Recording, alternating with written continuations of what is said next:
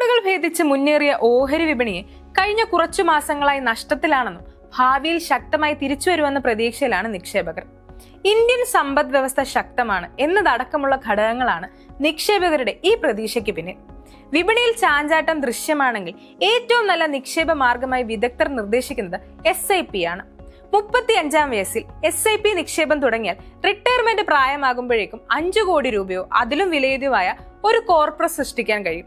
എന്നാൽ 60 വയസ്സാകുമ്പോഴേക്കും ഏകദേശം 5 കോടി രൂപയുടെ കോർപ്പസ് ലക്ഷ്യമിടുന്നുണ്ടെങ്കിൽ പ്രതിമാസം 20,000 രൂപ SIP-യിൽ നിക്ഷേപിച്ച് തുടങ്ങണമെന്ന് വിപണി വിദഗ്ധർ പറയുന്നുണ്ട് കേട്ടോ. പ്രതിവർഷം ശരാശരി 12% റിട്ടേൺ കണക്കാക്കിയാണ് ഈ കണക്ക്.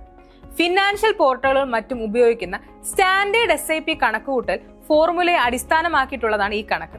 SIP-യിൽ പ്രതിമാസം 20,000 രൂപയുടെ നിക്ഷേപം ആരംഭിക്കുകയും ഓരോ വർഷവും 5% വീതം തുക വർദ്ധിപ്പിക്കുകയും ചെയ്താൽ 25 വർഷത്തിനുള്ളിൽ 4,96,56,970 രൂപയുടെ ഒരു ഏകദേശ കോർപ്പസ് സൃഷ്ടിക്കാൻ കഴിയും.